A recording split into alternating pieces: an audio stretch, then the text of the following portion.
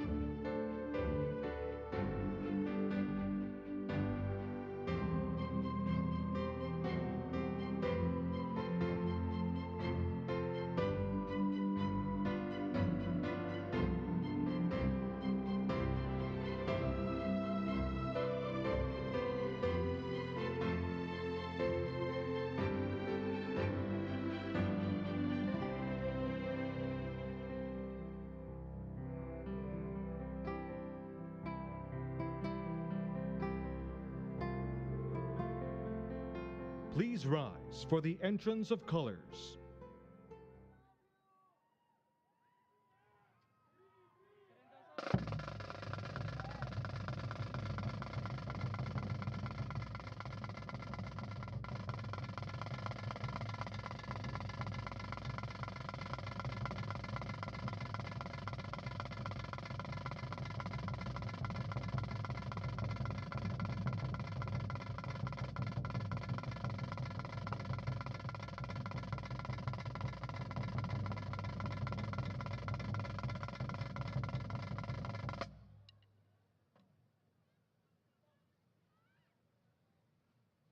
Let us all rise for the Philippine National Anthem.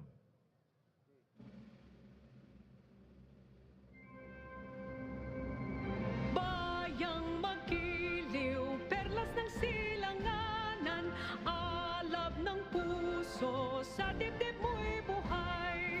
Lupang hinirang, duyan ka ng magiting, sa manlulupig, di ka pasisiil, sa dagat at puntok, sa simoy at sa langit mong bughaw. May dilag ang tula at awit sa paglayang minamahal.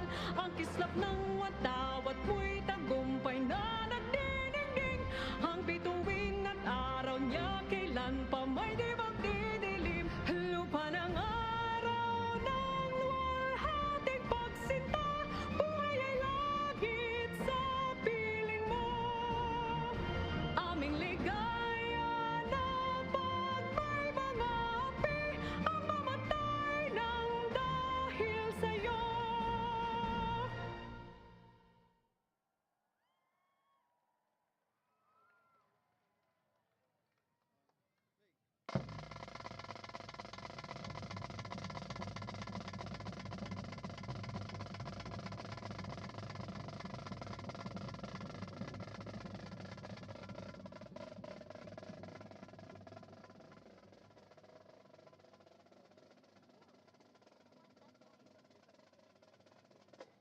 Please remain standing for the ecumenical prayer.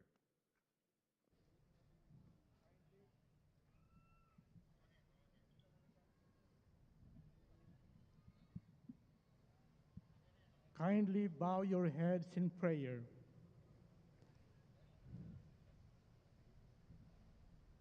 Sa ngalan ng Ama at ng Anak at ng Espiritu Santo. Amen. O Diyos naming maawain at mapagmahal, kami ay nagpapasalamat sa araw na ito na inyong nilikha puspos ng biyaya para sa mundo at mga Pilipino, kung saan aming tinatanggap ang aming bagong Pangulo. Nawa ang araw na ito ay maghatid ng pagkakataon upang maging ganap ang aming hinahangad na pagkakaisa, kaunlaran at kapayapaan. Maging hudyat nawa ito ng tunay na pagbabago, paglilingkod at pag-asa. Sa ngalan ni Kristo na aming Panginoon, kasama ng Espiritu Santo. Amen. Bismillahirrahmanirrahim. Qala rabbukum ud'uni astajib lakum. Ya Allah, the most gracious and the most merciful, please fill our mind and soul with good health and wellness forever. Bless us and our future leader, Ferdinand Marcos Jr., a good health and spirit of wisdom so that he may serve his countrymen. We pray that our nation be crowned with compassion and nurtured by your love. ربنا آتنا في الدنيا حسنة وفي الآخرة حسنة وقنا عذاب النار وادخلنا في جنة مع الأبرار يا عزيز يا غفار يا رب العالمين. Panginoon po naming Diyos, banal ka po at makapangyarihan sa lahat. Pakitanggap po ang aming taos-sa-pusong pasasalamat sapagkat taglay pa naming lahat ngayon ang aming buhay at ang aming lakas. Sasaksihan po namin ang panunumpa ng bagong Pangulo ng aming Republika. Nagmamakaawa kaming lahat na tulungan mo po ang aming Pangulo, maging lahat ng mga nangunguna sa aming pamahalaan, maipatupad ng pantay-pantay lahat ng mga batas, tungo po sa pag-unlad ng aming lipunan.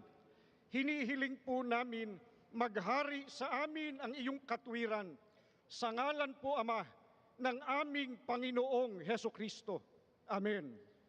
Mapagpala po namin Diyos, binabalik po namin ang papuri at pasalamat sa inyong saganang biyaya na sa kabila ng mga krisis, pandemya, kami po ay patuloy na tumitingin na kami po ay merong bagong lipunan na kung saan ang bawat isa sa amin ay magkakaisa upang kami po ay umunlad.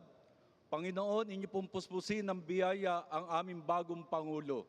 10 po ng kanyang buong sambahayan at pamilya. Gayon din po ang lahat ng mga gabinete, ang kanyang administrasyon.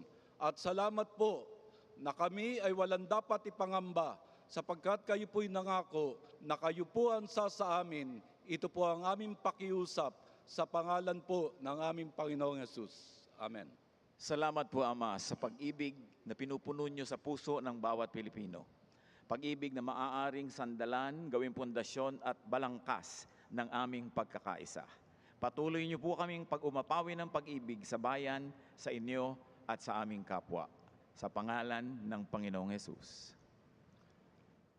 Aming Amang manlilikha at tagapagtaguyod, Nagkakaisa po kami ngayon na nagtatalaga sa inyong hinirang na maging Pangulo at lingkod ng bayan, si Ginoong Ferdinand Bongbong Romualdez Marcos Jr. Sa kanyang pamumuno at pamamahala, liwanagan niyo po siya ng inyong maningning na ilaw, kasihan at puspusin ng inyong banal na diwa, lapatan ng inyong mapagpalang kamay, pangunahan at akayin ng inyong makatwirang tinig, at patuloy na pagkalooban ng nag-uumapaw na pag-ibig at pagmamalasakit sa sambayanang Pilipinas. Bigyan niyo po siya ng mga makakatuwang sa pamamahala na may busilak na kalooban, mga manunungkulang maalam, mabunga at marubdob ang pagmamahal sa bayan. Kami pong lahat na mamamayan ay patuloy ninyong gabayan na maging matapat sa aming mga tungkulin sa bayan para sa isang maunlad at nagkakaisang Pilipinas. Sa maiksing sandali po ng tahimik na pakikipagniig sa ating Ama sa Langit, Ipabatid natin ang ating mga niloloob at pasalamat.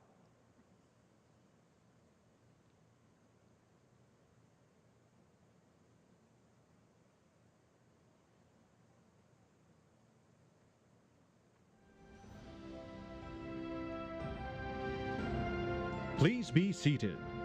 Welcome to the inaugural ceremony of President-elect Ferdinand Romualdez Marcos Jr. To begin, let us now witness and give a big round of applause to the military and civic parade.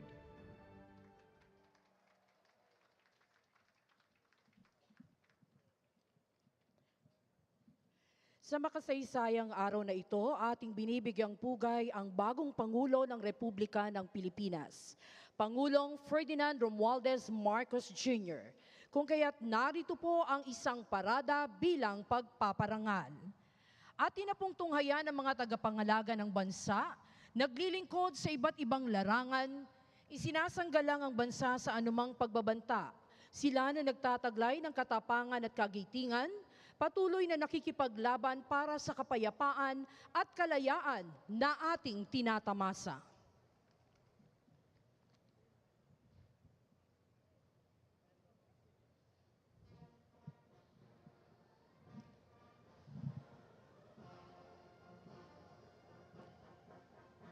Bumubungad po ang parada na kinabibilangan ng ating core ng mga kadete ng Sandatahang Lakas at Pambansang Pulisya ng Pilipinas, gayon din po ang Tanod Baybayin.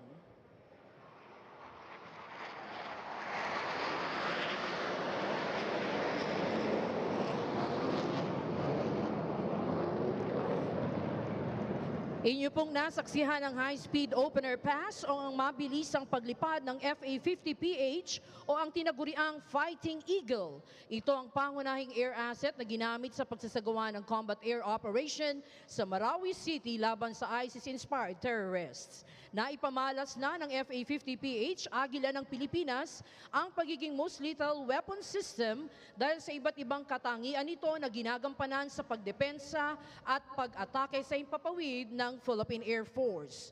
Ang FA-50PH bilang air asset ay pinangangasiwaan ng ating 5th Fighter Wing, the home of the country's frontline fighters and jet trainers.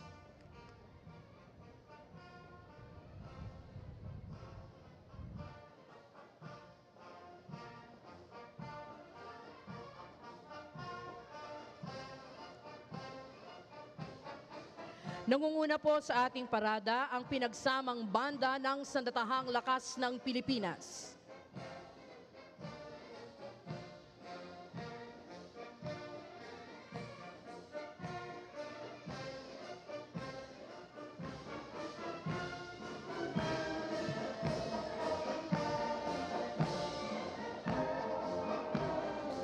Dumaraan po sa hating harapan ang commander ng tropa, Major General Jonas R. Lumawag, Philippine Navy Marines.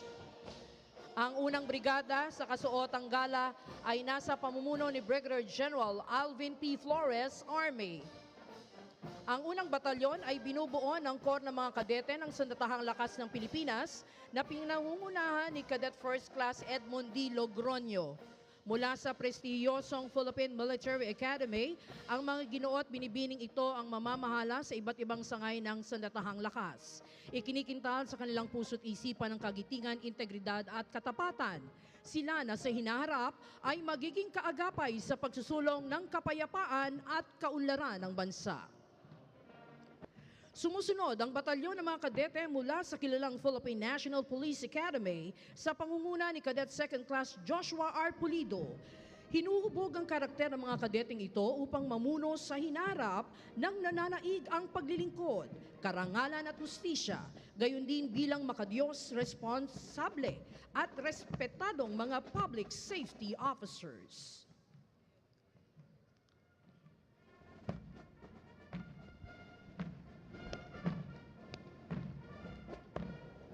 Mangyaring tumayo po ang lahat para sa pagdating ng watawat ng Pilipinas.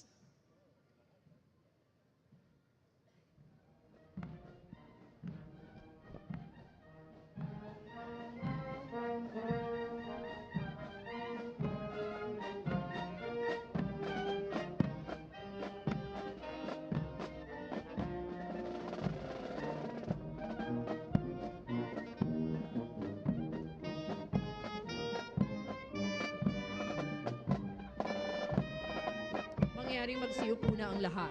Ating natutunghayan ang mga sagisag mula sa Sandatahang Lakas, Pambansang Pulisya at sa Tanod Baybayin ng Pilipinas. Ang pangalawang brigada sa kanilang kasuotang battle dress attire ay pinamumunuan ni Brigadier General Joanis Leonardi B. Dimaano ng Air Force. Sumusunod ang batalyon ng Special Operations Forces ng Sandatahang Lakas sa pangunguna ni Commander Ray R.G. Habonete ng Navy. Binubuo ang batalyon ng Scout Ranger at Special Forces ng Philippine Army, Naval Special Operations Group ng Philippine Navy at 7th Special Operations Wing ng Philippine Air Force. Sila mga piling individual na ang kasanayan ay sa iba't ibang larangan at nakakaangat lalo na sa mga espesyal na operasyon.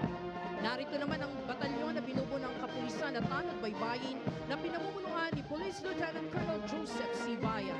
Ang ating kapulisan na tagapagpatupad ng batas ay papanatili ng kapayapaan at kaayusan at nagsisiguro sa kaligtasan ng ating mamamayan. Ang Tanod Baybayin ay nakatuon sa Maritime Search and Rescue, Maritime Law Enforcement, Maritime Safety, Marine Environmental Protection at Maritime Security. Tunghayan natin ang mga sasakyan at gamit pandigma ng Sandatahang Lakas ng Pilipinas, Pambansang Pulisya ng Pilipinas at Tanod Baybayin ng Pilipinas, gayon din ang mga tauhang kabilang sa mga espesyal na unit, kasama na rin po ang pansuportang unit. Nangunguna ang mga espesyal na unit ng Sandatahang Lakas ng Pilipinas. Nariyan po ang Explosive Ordnance and Disposal Units, kabilang na rin po ang Chemical, Biological and Radiological Nuclear Teams. Sumusunod naman po ang Kia Light Tactical Vehicle at Troop Carrying Vehicle. Narito rin po ang 11 metrong rigid hull inflatable boat ng Naval Special Operations Group ng Philippine Navy. Ginagamit ito sa mga espesyal na operasyon bilang suporta sa maliitang SEAL operation. Ang tinaguriang combat arm of decision ng Armor Assets. Nangunguna ang Commando V-150 na pangunahing nakadisenyo para sa panloob na operasyong pansiguridad ng bansa. Kasabay ang Simba Armor Fighting Vehicle ng Philippine Army na gumaganap para sa panloob na seguridad. Nariyan din po ang V-300 Armor Personal Carrier ng Philippine Marine Corps, isang uri ng sasakyan na magagamit sa lupa o tubig man. Natutunghayan naman po natin ang artillery assets na binubuo ng mga kanyon ng Sandatahang Lakas ng Pilipinas. Nangunguna ang 20mm M39 anti-aircraft cannons at iniakma ito bilang ground-based weapons mula sa dating F-5 Freedom Fighters aircraft. Sumusunod ang Atmos 155mm howitzer system na binuo bilang shoot-and-scoot weapon na agarang magre-responde sa mahirap na kalupaan at kritikal na lugar. Kontrolado ito ng electronic suit na may inertial navigation system-based gun, laying method at automatic loader.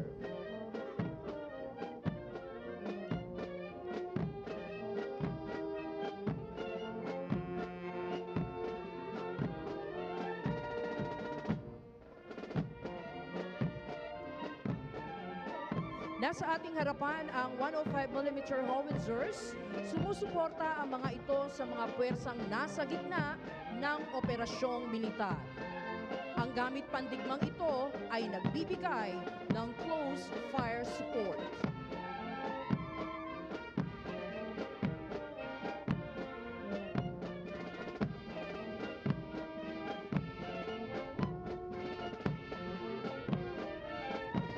Inyo naman pong nakikita ang 8-ton Ural trucks at 1 1/4 ton Sadco. Ang mga sasakyang ito ay ginagamit bilang bahagi ng combat support units.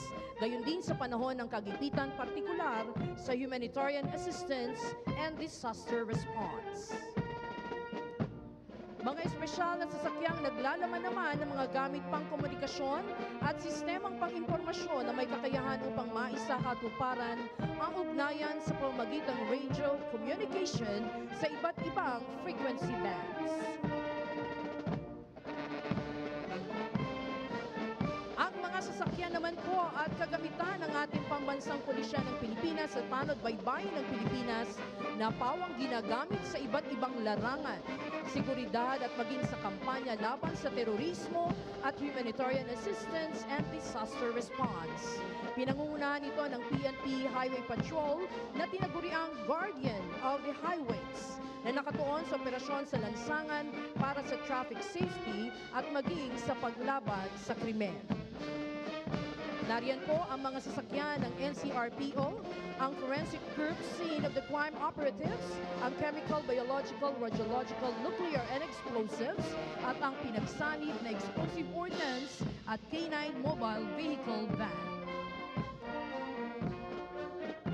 Natutunghayan natin ang SWAT van, ang Special Action Force, na lula ng Multipurpose Armored Vehicle Personnel Carrier at MG Rubber Boat.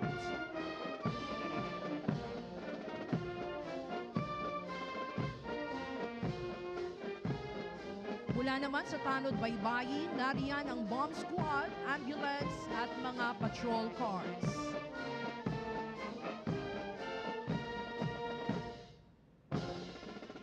Nariyan po ang kanilang jet ski para naman sa agarang makatugon sa seguridad at search and rescue operations.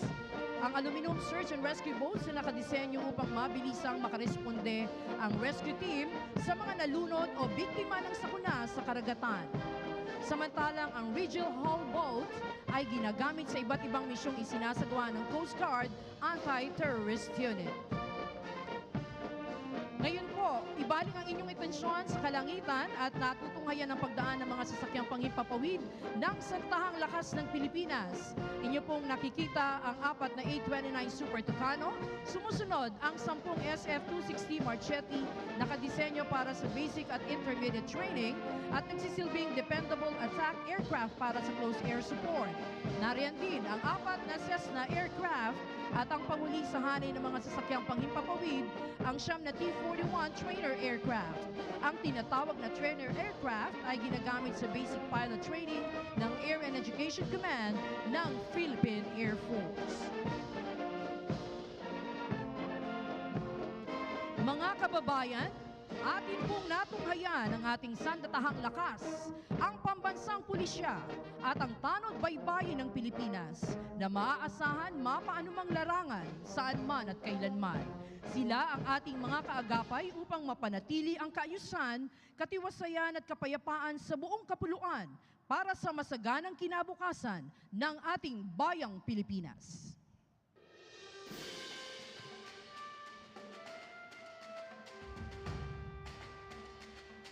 Mula naman sa iba't ibang sektor ng ating lipunan.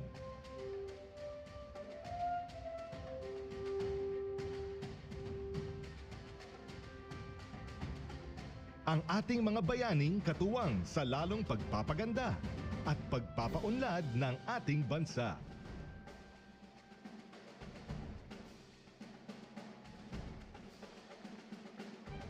Ang ating mga medical frontliners.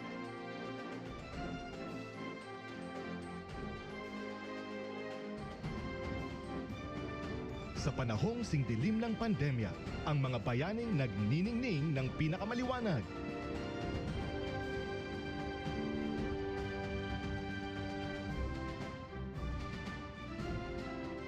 Sila ang ating mga medical at healthcare frontliners.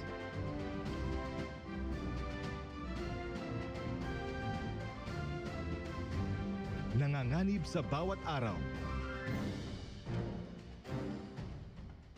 upang masigurong ligtas at protektado ang bawat pamilyang Pilipino.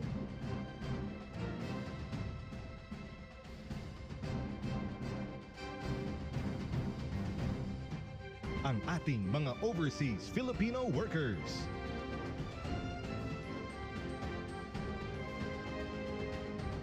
Sa ibayong lupa man o karagatan,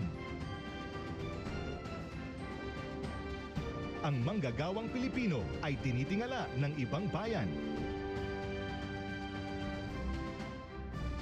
Dahil sa kanilang husay, galing, at pagmamahal sa trabaho.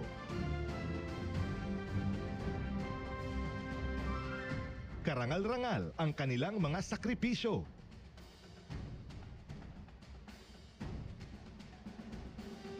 Malayo sa kanilang mga mahal sa buhay.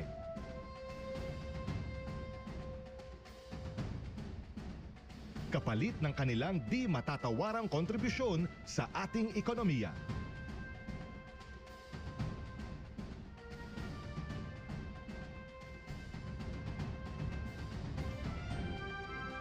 Mga atletang Pinoy.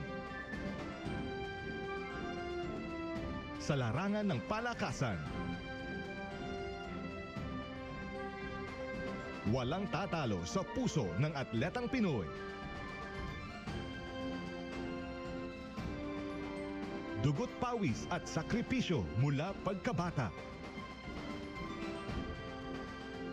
upang makamtan ang medalyang hinahangad.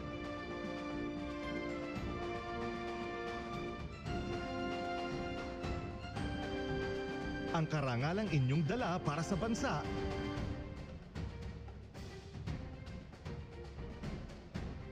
sa bawat labang buhay ang inyong itinataya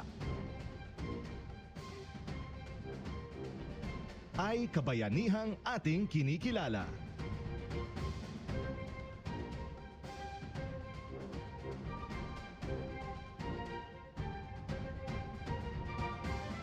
Ang manggagawang Pilipino.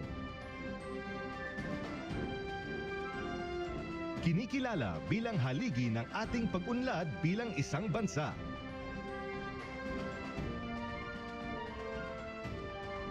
Ang kanilang pagpupunyagi at pagsisikap na maitaguyod ang pamilyang Pilipino sa kabila ng anumang balakid ay ating bigyang dangal. Anumang industriya o antas ng panunungkulan,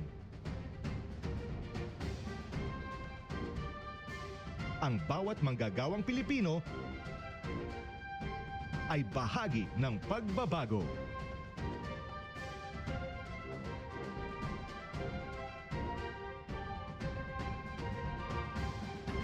Ang ating transport sector, panlupa, pantubig,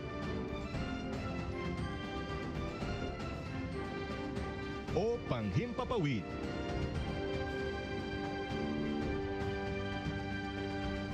Ang ating ligtas na paglalakbay ay hatid ng ating transport sector. Mula sa mga tsuper, piloto, at flight attendants, o mga seafarers, at kapitan ng barko. Ang kanilang husay at galing ay katuwang natin sa paglalakbay tungo sa maunlad na bukas.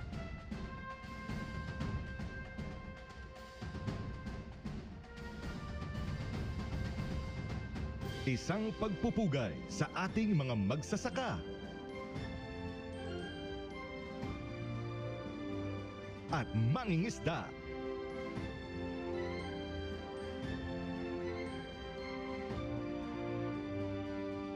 Kinikilala natin ang huwarang kontribusyon ng ating mga bayani sa pagpapaunlad ng sektor ng agrikultura.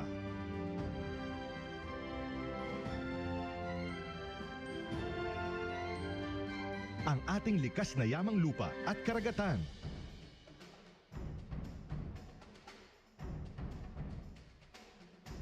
kasama ang mga makabagong teknolohiya,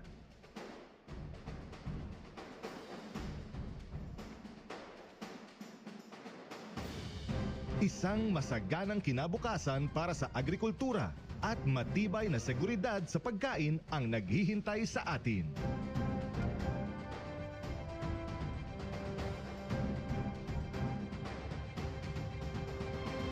Ang ating Street Management Services Sector. Malinis, ligtas,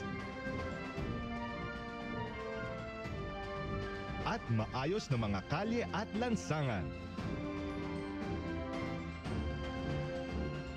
Hatid ng ating mga kababayan sa serbisyo.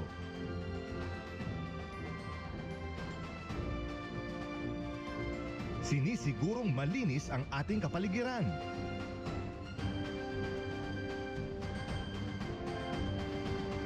Maginhawa ang daloy ng trapiko.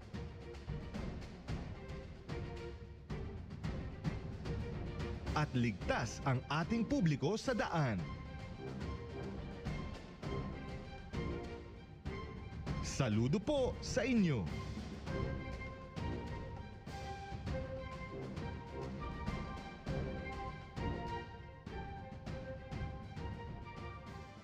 Ang ating construction industry.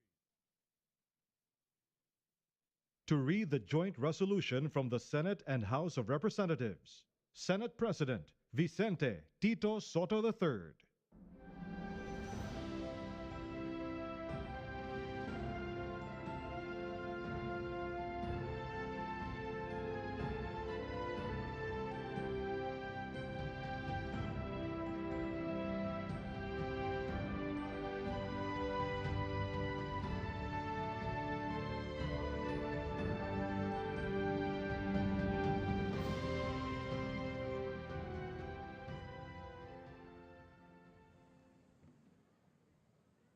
As the Senate President and co-chair of the joint public session of Congress that canvassed the votes for presidential and vice presidential candidates in the national elections held on the 9th of May, 2022, it is my distinct honor and privilege to join you in this historic occasion and read the dispositive portion of the resolution of both houses, which proclaimed the duly elected President and Vice President of the Republic of the Philippines. The dispositive portion of the said resolution reads as follows.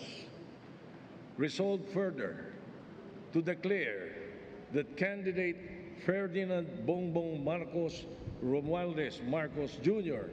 and candidate Sara Zimmerman Duterte received the highest number of votes cast for President and Vice President respectively in the national elections held on the 9th of May, 2022, and by virtue thereof to proclaim Ferdinand Bongbong Romualdez Marcos Jr. as the duly elected President of the Republic of the Philippines and Sara Zimmerman Duterte as the duly elected Vice President of the Republic of the Philippines.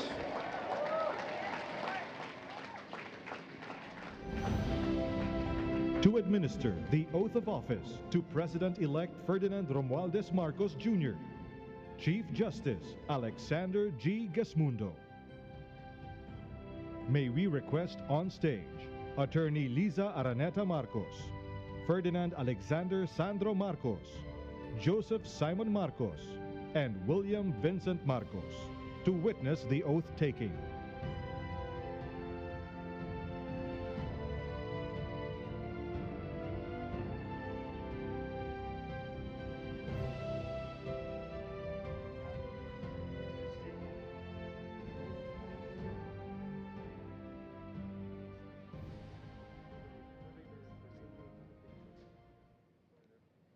Mangyaring taas ang kanang kamay at wikain ang mga sumusunod.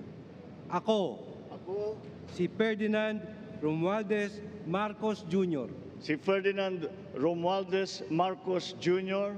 ay mataimtim na nanunumpa.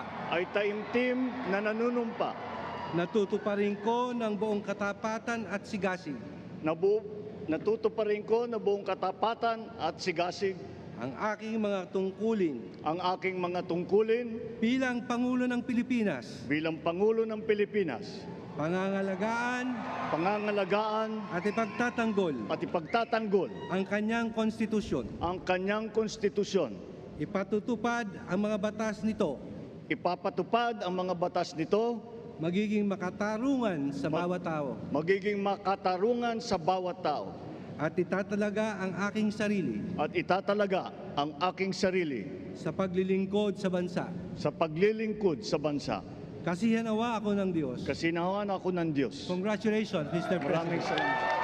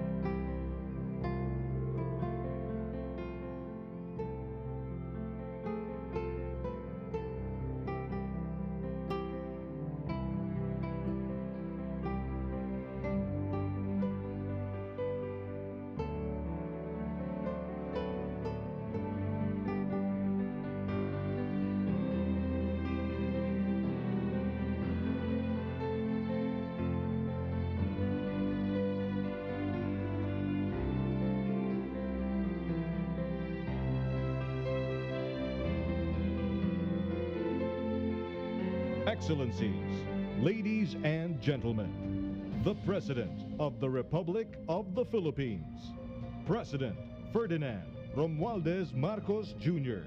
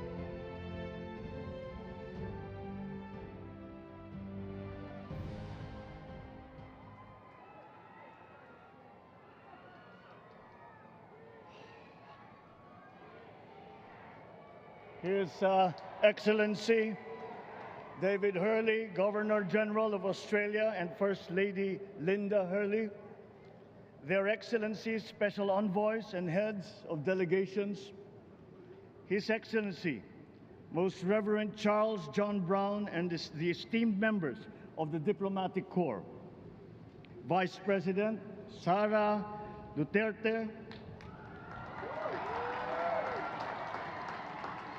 President Fidel Ramos, President Joseph Ejercito Estrada, President Gloria Macapagal Arroyo, Senate President Vicente Soto III, and the honorable members of the Philippine Senate, House Speaker Lord Alan J. Velasco, and the honorable members of the House of Representatives, Chief Justice Alexander Gesmundo, and the honorable justices of the Supreme Court, of course, First Lady Lisa Araneta, and my children, Alexander, Sandro, Simon, and Vincent. I cannot proceed without a special greeting, of course, to the former First Lady Imelda Romualdez Marcos.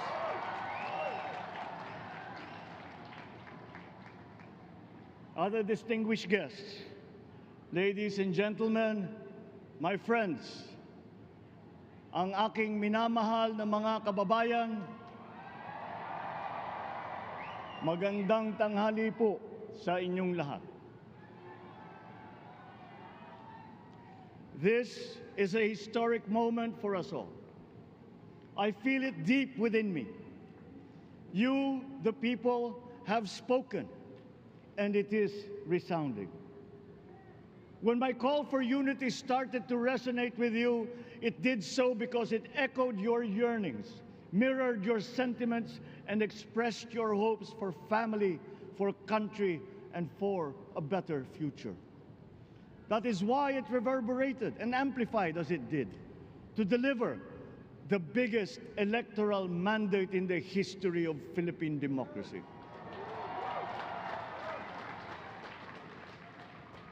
By your vote, you rejected the politics of division. I offended none of my rivals in this campaign. I listened instead to what they were saying. And I saw little incompatibility with my own ideas about jobs, fair wages, personal safety, and national strength, and ending want in a land of plenty. I believe that if we but focus on the work at hand and the work that will come to hand, we will go very far under my watch. You believe that too. At pinakinggan ko ang tinig ninyo na ang sinisigaw ay pagkakaisa, pagkakaisa, pagkakaisa.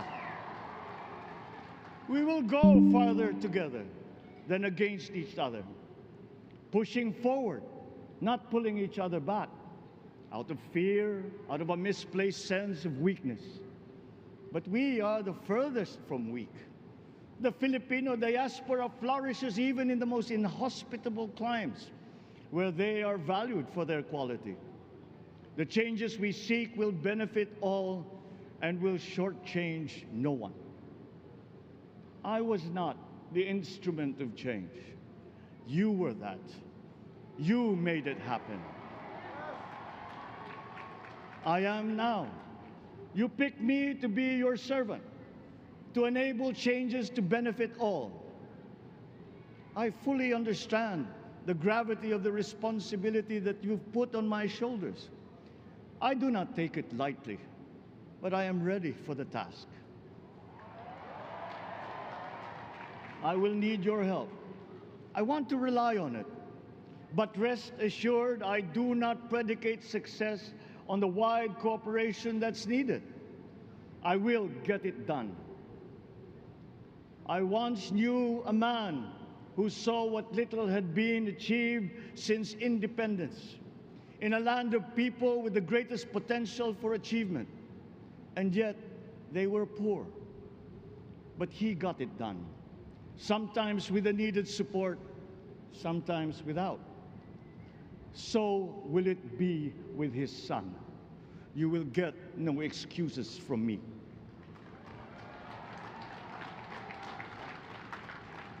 I am here not to talk about the past. I am here to tell you about our future. A future of sufficiency, even plenty, of readily available ways and means to get done what needs doing, by you, by me. We do not look back, but ahead, up the road that we must take to a place better than the one we lost in the pandemic. Gains made and lost, opportunities missed, well-laid plans superseded by the pandemic.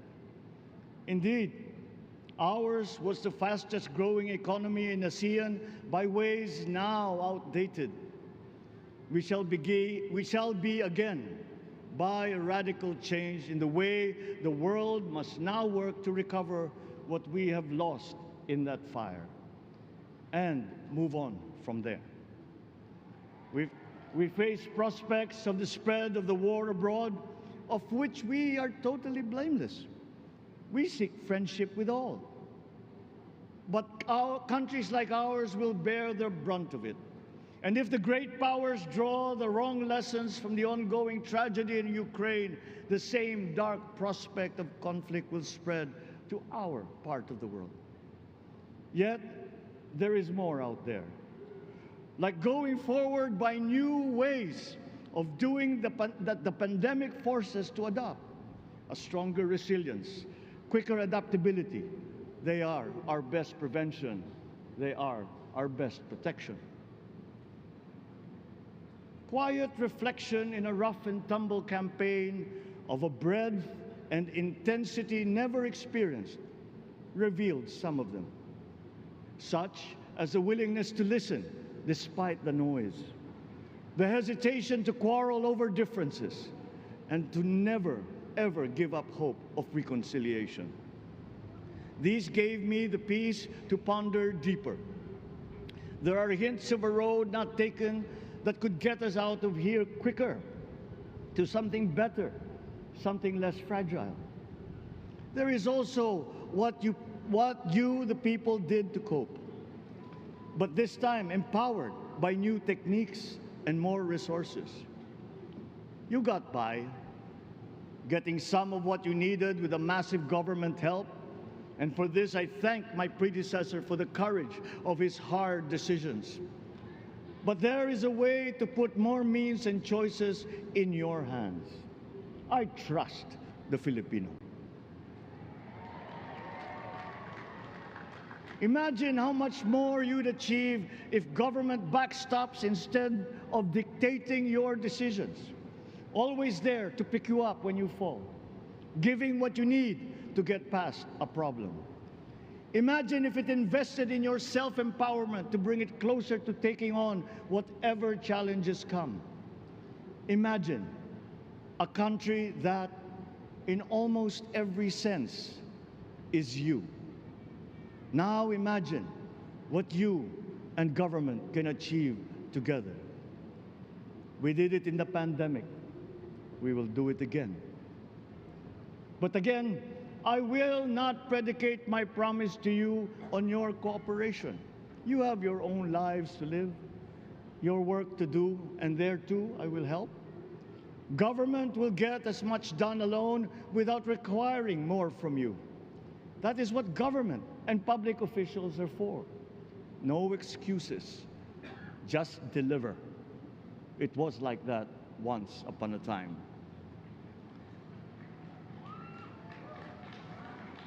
I did not talk much in this campaign.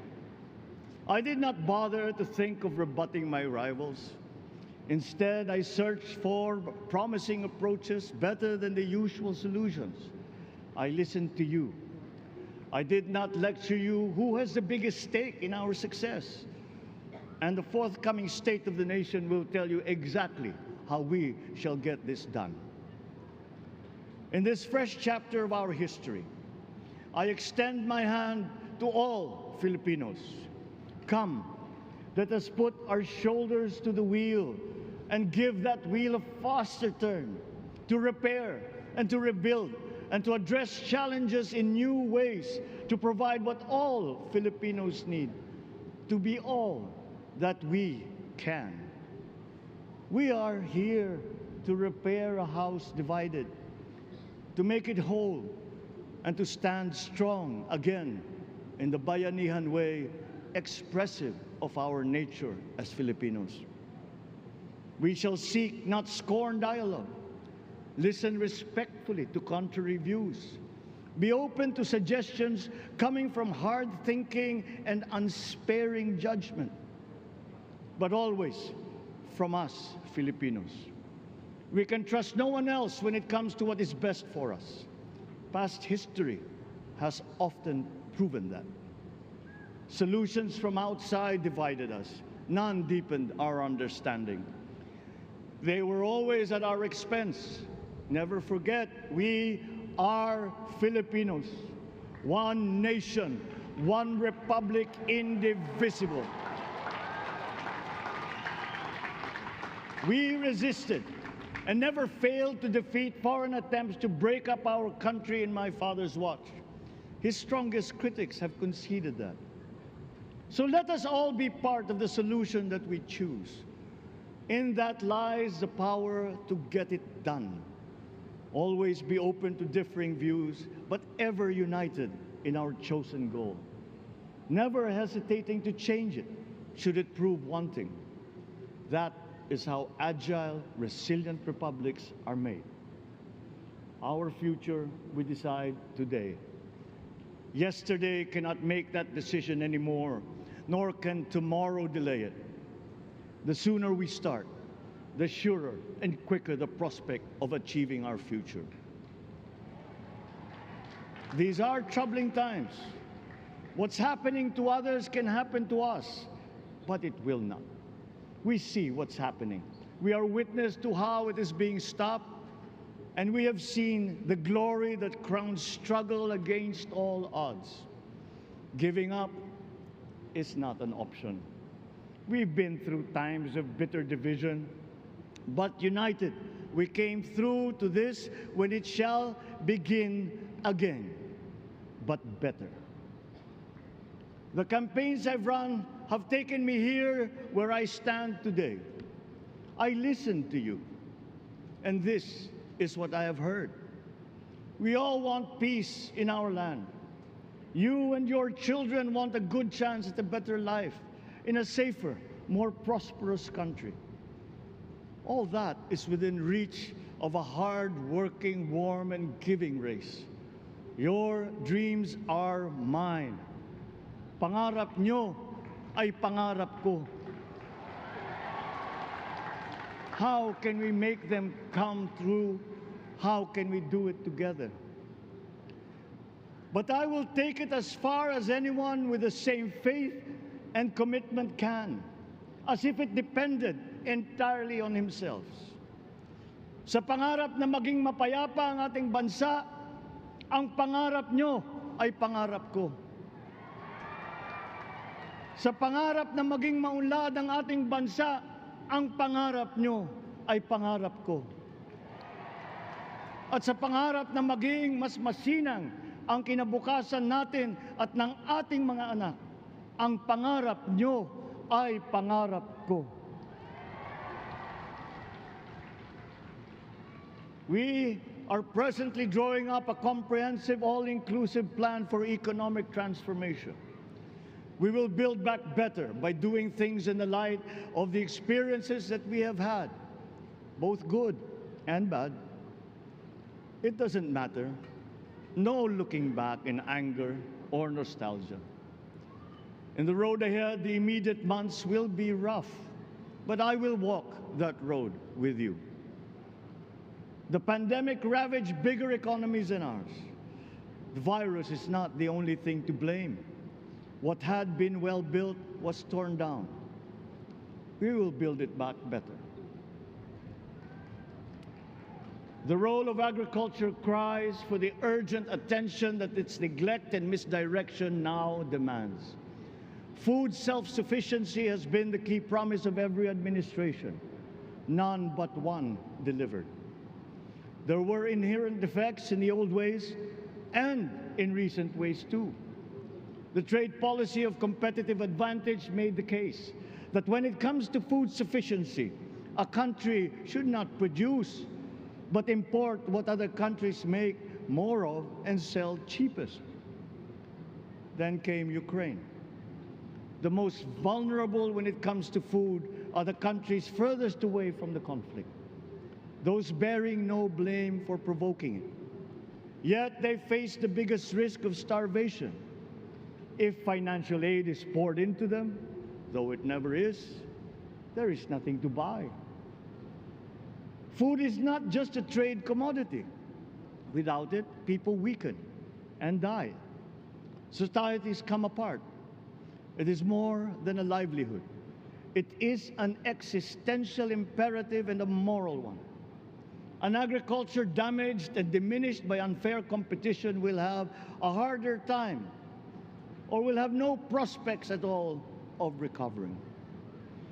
Food sufficiency must get the preferential treatment the richest free trade countries always gave their agricultural sectors.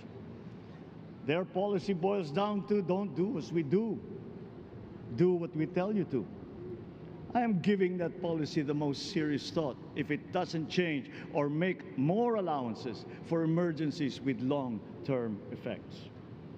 There is a parallel problem in our energy supply. Sufficient fossil fuel-free technology for whole economies has yet to be invented. And it is not seriously tried by rich countries.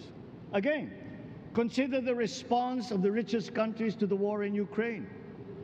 But surely, a free world awash with oil can assure supplies. Or we will find a way. We are not far from oil and gas reserves that have already been developed. What we teach in our schools, the materials used must be rethought. I am not talking about history. I am talking about the basics, the sciences, sharpening theoretical aptitude and imparting vocational skills, such as in the German example, alongside the national language with equal emphasis and facility in a global language, which we had and lost. Let us give OFWs all the advantages we can for them to survive and to thrive. Our teachers from elementary up are heroes fighting ignorance with poor paper weapons.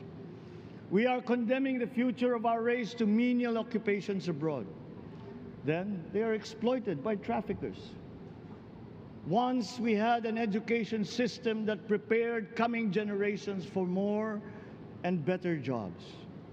There is hope for a comeback. Vice President and soon-to-be Secretary of Education, Sara Duterte Carpio, will fit that mission to a T. We won't be caught unprepared, under-equipped, and understaffed to fight the next pandemic. To start with, we never got over the pandemic of poor, if any, free public health. The last major upgrade of a public health system, exemplified by the resources poured into PGH, predates the current shambles by 3 generations. Our nurses are the best in the world. They acquitted themselves with the highest distinction abroad, having suffered even the highest casualties. With the same exemplary dedication at home, they just got by. They are out there because we cannot pay them for the same risk and workload that we have back here. There will be changes starting tomorrow. I am confident because I have an OPLE in my cabinet. There were shortcomings in the COVID response. We will fix them. Out in the open. No more secrets in public health. Remember, I speak from experience. I was among the first to get COVID. It was not a walk in the park. My father built more and better roads, produced more rice than all administrations before his. President Rodrigo Roa Duterte built more and better than all the administrations succeeding my father's. Much has been built, and so well, that the economic dogma of dispersing industry to develop the least likely places has been upturned. Development was brought to them. Investors are now setting up industries along the promising routes built. And yet, the potential of this country is not exhausted. Following these giant steps, we will continue to build. I will complete on schedule the projects that have been started. I'm not interested in taking credit. I want to build on success that's already happening. We will be presenting the public with a comprehensive infrastructure plan. 6 years could be just about enough time. No part of our country will be neglected. Progress will be made wherever there are Filipinos, so no investment is wasted. The recovery of Philippine tourism, with its emphasis on accessing nature's beauty, I am sure will exceed expectations. And bigger is not always better, but there's something to be said for economies of scale. And yet the country invites investments in fast-rising industries with quick returns and inflicts irreparable damage for future generations. We have yet to see large-scale practical solutions to pollution, though some are beginning to emerge. But there are tried and proven new ways of mitigation. Blades have been turning over the sand dunes of Ilocos Norte, harnessing a power all around, but unseen, long before this day. I built them. The rich world talks a great deal, but does a lot less about it than those with much less, but who suffer more death and destruction from climate change and lack of adaptation. We will look to our partners and friends to help the Philippines, who, despite having a very small carbon footprint, is at the highest risk. First, spare victims, then help them recover, and move on to lessen the harmful impact of climate change. We too have our part to play. We are the third biggest plastics polluter in the world, but we won't shirk from that responsibility. We will clean up. You will not be disappointed, so do not be afraid.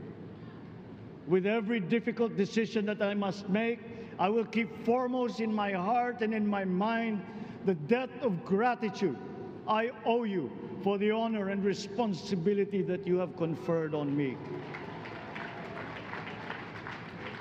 Whatever is in a person to make changes for the better of others, I lay before you now in my commitment. I will try to spare you. You have your other responsibilities to carry. But I will not spare myself from shedding the last bead of sweat or giving the last ounce of courage and sacrifice. And if you ask me why I am so confident of the future, I will answer you simply that I have 110 million reasons to start with. Such is my faith in the Filipino.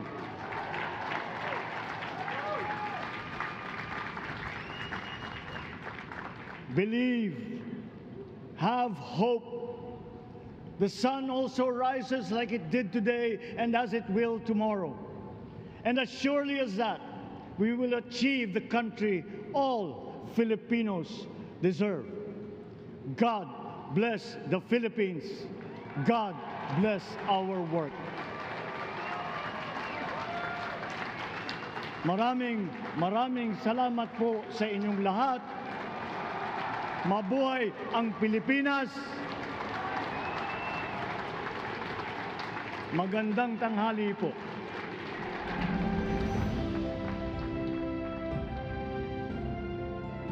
Excellencies, ladies and gentlemen, the President of the Republic of the Philippines, President Ferdinand Romualdez Marcos Jr.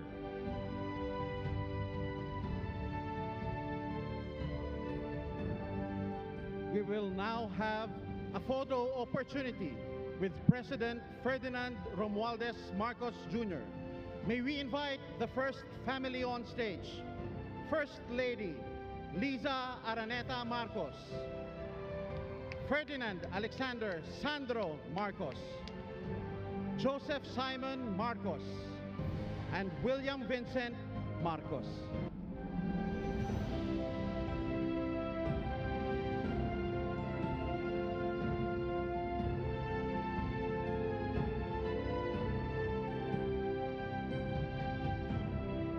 May we now request Vice President Sara Duterte to join the first family.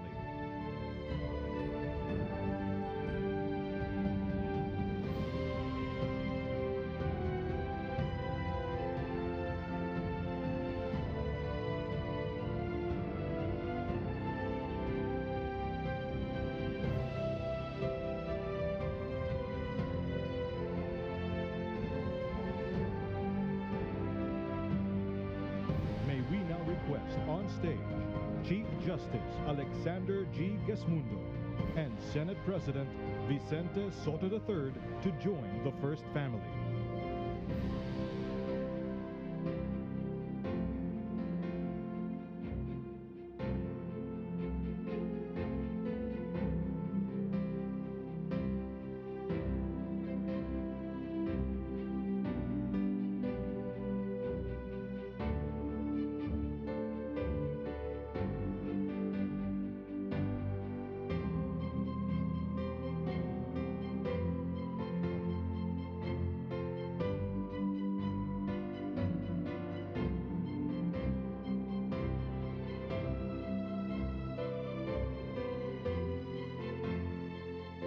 May we now request Madam Imelda R. Marcos, Senator Amy Marcos, and Ms. Irene Marcos Araneta to join the first family.